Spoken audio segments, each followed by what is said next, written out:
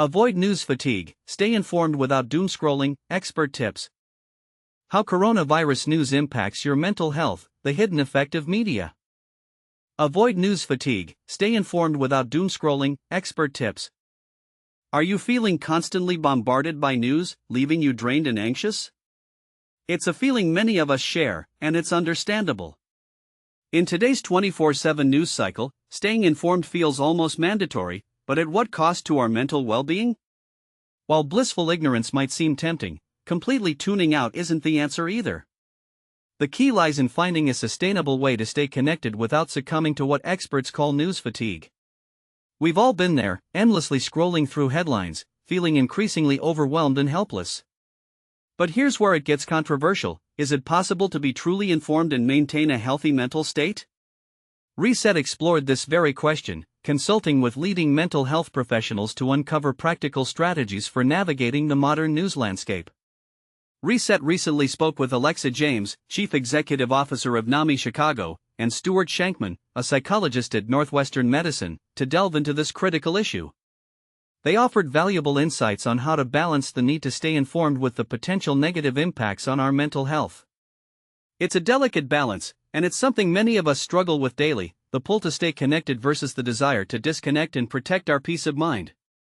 During the broadcast, Reset also tackled some of the week's most pressing local news stories.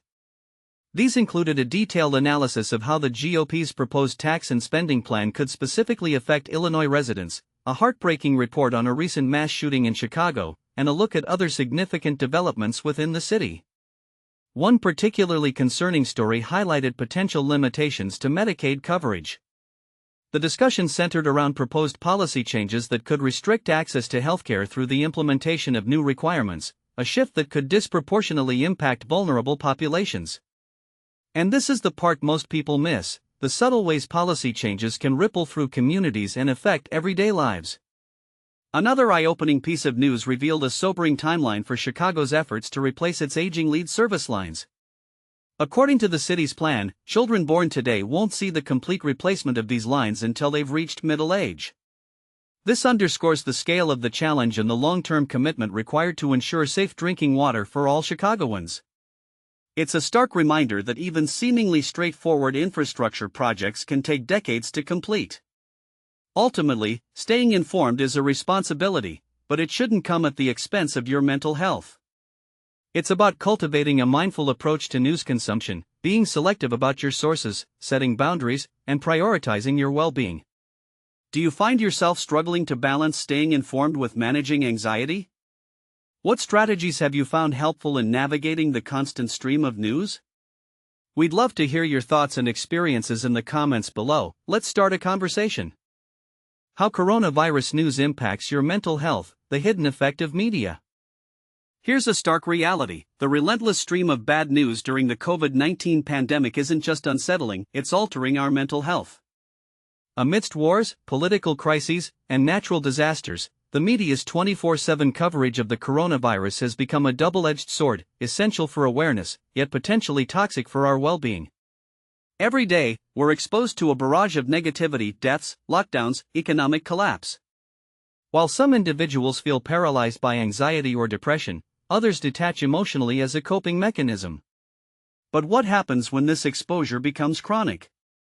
Research suggests it's not just the news itself, but how our brains process it, that matters. #The media's role in shaping mental states.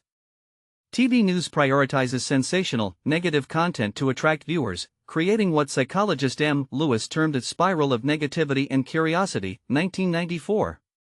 This isn't just about engagement, it's about survival in a competitive media landscape. However, studies like Klein's, 2016, warn that overexposure to bad news can backfire, causing audiences to disengage entirely to avoid emotional overload. #news, anxiety, and the slippery slope to depression. Watching predominantly negative news increases symptoms of anxiety and depression, according to multiple studies. Here's why: anxious or depressed minds are wired to focus on threats. This attentional bias, Matthews and McLeod, 1994, makes us retain frightening headlines more vividly, triggering a cycle of rumination or brooding. Brooders, unlike non-brooders, have an easier time recalling catastrophic scenarios. What if I lose my job, which fuels endless worry loops. Vasey and Borkovic, 1992. #### Why it's worse than you think. The impact isn't limited to the news itself. Negative media consumption heightens our tendency to catastrophize personal concerns unrelated to the news, e.g., worrying about job loss after reading about economic downturns.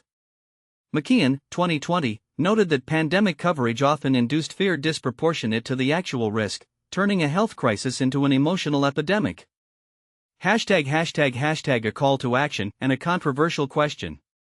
Should media outlets prioritize balanced content, including positive hedonic experiences, Desi and Ryan, 2008, to mitigate harm?